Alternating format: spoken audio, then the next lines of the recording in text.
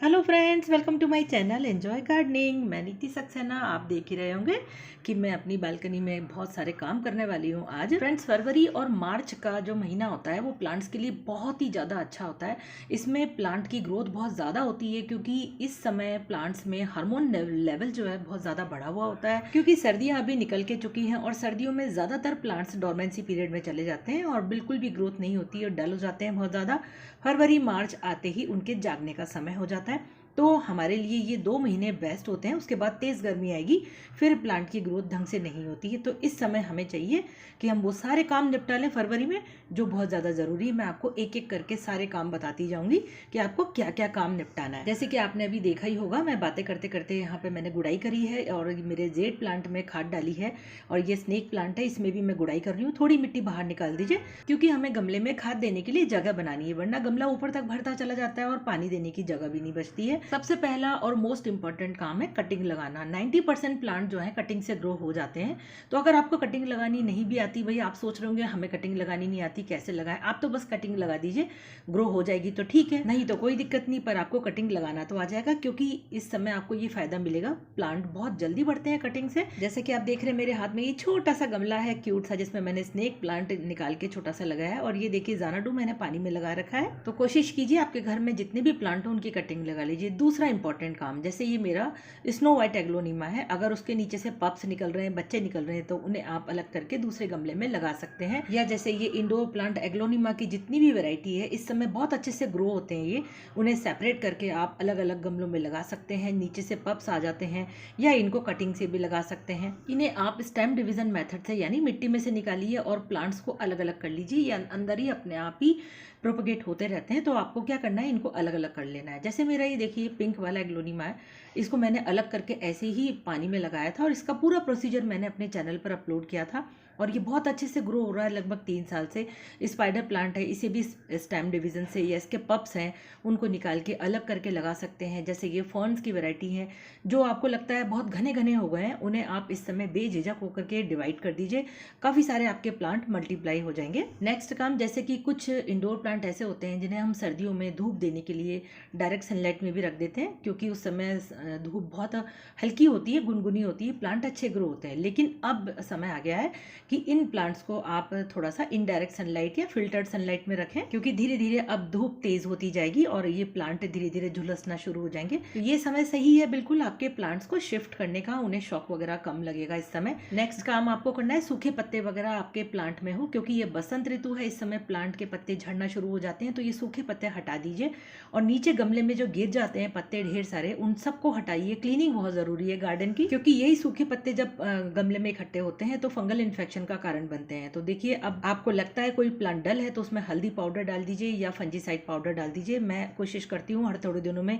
इस तरह के इंडोर प्लांट्स जो होते हैं उनमें थोड़ा सा हल्दी पाउडर डाल देती हूँ। इससे प्लांट जो है फंगल इन्फेक्शन से बच जाते हैं। स्पेशली जो हमारे इंडोर प्लांट होते हैं, जैसे कि ये खासतौर पर क्रोटोन प्लांट है, इसमें अक्सर फंगल इन्फेक्शन, पेस्ट वगैरह बहुत ज़्यादा अटैक करते हैं। तो हल्दी पाउडर आप डालते रहिए और ये सभी के घरों में अवेलेबल होता है। अगर फंजीसाइड पाउडर नहीं है तो साफ डाल सकते हैं, अगर डालना चाहते हैं ट्राइकोडर्मा है। उसको डालने का तरीका भी मैंने अपने चैनल पर पूरी तरह से बताया, अच्छे से डिटेल में। आप चाहें तो इस तरह से खाद बनाएं, उसमें ये साफ फंजीसाइड मिक्स कर दें और यही खाद आप सभी प्लांट में दे दें। खाद देने का तरीका भी मैंने अपने पिछले वीडियो में बताया, अभी आगे और भी बताऊंगी वीडियो में आपको। पहले और बातें भी कर लेते हैं।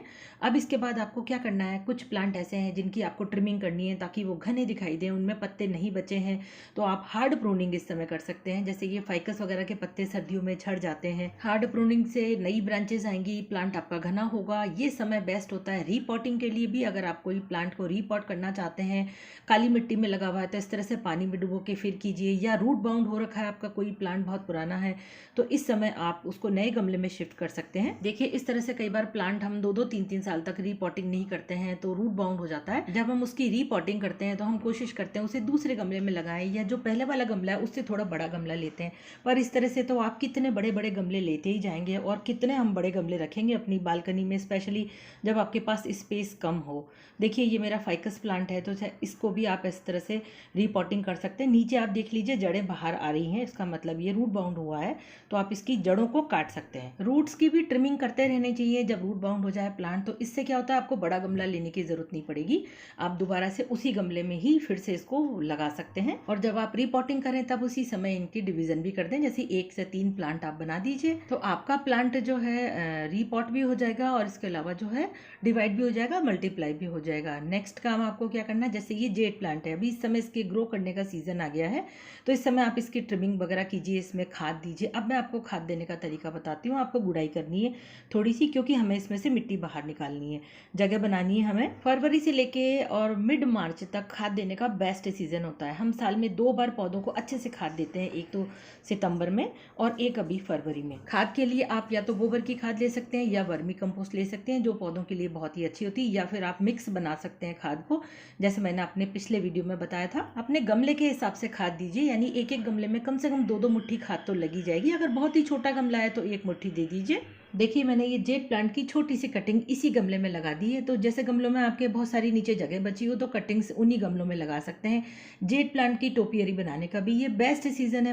मैंने जब ये टोपियरी बनाई थी ना, तो मेरे से बहुत सारे लोगों ने पूछा था कि अब कब बना सकते हैं, तो अभी इस समय बहुत अच्छा सीजन है, आप बनाइए टोपियरी। इस तरह से बॉल शेप या इस तरह से बना सकते हैं।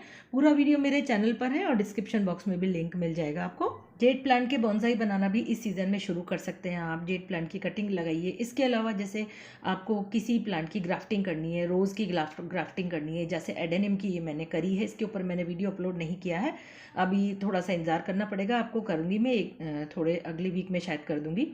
तो आप ग्राफ्टिंग का ये समय बहुत ही अच्छा है, ग्राफ्टिंग कर सकते हैं आप। बस अब इसका वीडियो मैं अपलोड करने ही वाली हूँ बहुत ही जल्दी ग्राफ्टिंग का, जिससे आप आराम से अच्छे से ग्राफ्टिंग कर पाएंगे। नेक्स्ट काम जो आपको करना है, जैसे बल्ब वाले जो प्लांट होते हैं उनके बल्ब लगाने का बेस्ट सीजन है। जैसे कि ये रजनीगंधा है, इस समय आप इसके बल्ब लगाइए तो आपको जुलाई अगस्त में इसके इतने खूबसूरत खुशबूदार फूल मिलेंगे। या लिली वगैरह है, जो भी बल्ब वाले प्लांट है उनके बल्ब लगाने का भी सीजन है। बारिश में आपको इनमें बहुत अच्छे फूल मिलेंगे। नेक्स्ट आपको जैसे गुलदाउदी, इसके फूल वगैरह भी सूख रहे हैं धीरे धीरे करके, तो आप इसकी जो सूखी हुई ब्रांचेज है इनकी ट्रिमिंग कर दीजिए, और जितने भी प्लांट है उनमें भी सूखी हुई ब्रांचेज हैं उनमें भी ट्रिमिंग कर सकते हैं। और बस इसको छटनी करके हल्की सी ब्राइट लाइट में रख दीजिए। फिर इसकी कटिंग लगाने का समय आएगा गुलदाउदी की, तब हम कटिंग लगाएंगे। ये प्लांट करी लीफ का ग्रोइंग सीजन है, तो इस समय आपका डंडी डंडी रह गई है करी लीफ में और घना नहीं हो रहा है, तो आप क्या करिए, हार्ड प्रूनिंग कर दीजिए। ये भी मैंने मेथड अपने चैनल पर बताया पूरा प्रोसेस, तो हार्ड प्रूनिंग कर दीजिए। इसके अलावा इसमें देखिए नीचे से बच्चे निकल के आ रहे हैं बहुत सारे, तो मिट्टी निकाल के बाहर प्लांट को निकालिए और ये बच्चों को अलग अलग करके बहुत सारे पौधे आप बना सकते हैं। तो अगर आपका प्लांट बिल्कुल भी बुशी नहीं है, घना नहीं है, तो सबसे अच्छा सीजन है मीठे नीम को फिर से घना बनाने के लिए।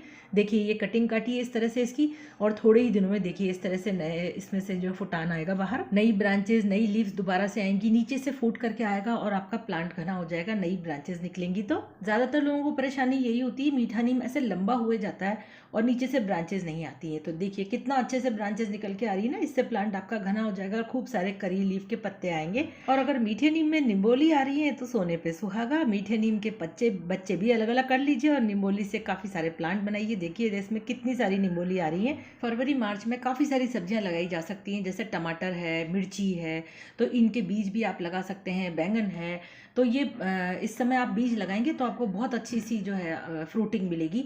तो ये समय फरवरी और मार्च का बेस्ट सीजन है। मैंने आपको पिछले शायद 1-2 वीडियो पहले भी बताया था। इस समय आपको गार्डन में जितने काम करने हैं वो सब निपटा लीजिए। गर्मियों में जो फूल आते हैं उनके भी आप पौधे लगा सकते हैं, नर्सरी से लाके लगा सकते हैं, बीज लगा सकते हैं। यानी कि ये जो हम इस समय पौधे लगाएंगे वो बारिश के आने तक जो है आराम से फूल देना शुरू कर देंगे। टिकोमा है, इग्जोरा है, आलमांडा है, पोर्चुलाका की कटिंग लगाइए अभी इस समय, मई जून में खूब सारे फूल देगा। विंका प्लांट है, इस तरह से आप कई सारे पौधों की कटिंग भी लगा सकते हैं। तो मैंने जो आपको सारे काम बताए हैं ना, तो बस आप कल से ही शुरू हो जाइए, अपने गार्डन में काम करना शुरू करिए, बालकनी में काम करना शुरू करिए। आने वाले सीजन में अपने पौधों को स्वस्थ, हरा भरा, घना बनाने के लिए ये सारे काम जरूर कीजिए। मैंने आपको इतनी अच्छी अच्छी जानकारी दी है। वीडियो अच्छा लगा है तो जल्दी से एक लाइक दे दीजिए, ताकि मैं इसी तरह के अच्छे अच्छे वीडियोज आपके लिए लाती रहूंगी। लेकिन आपको पता कैसे चलेगा कि मैंने कौन सा वीडियो अपलोड किया है? उसके लिए मेरे चैनल को पहले सब्सक्राइब कीजिए, नोटिफिकेशन बेल प्रेस करके ऑल पर क्लिक कीजिए, ताकि सभी वीडियो की नोटिफिकेशन आपको मिल जाएंगे। फिर मिलेंगे, बाय बाय।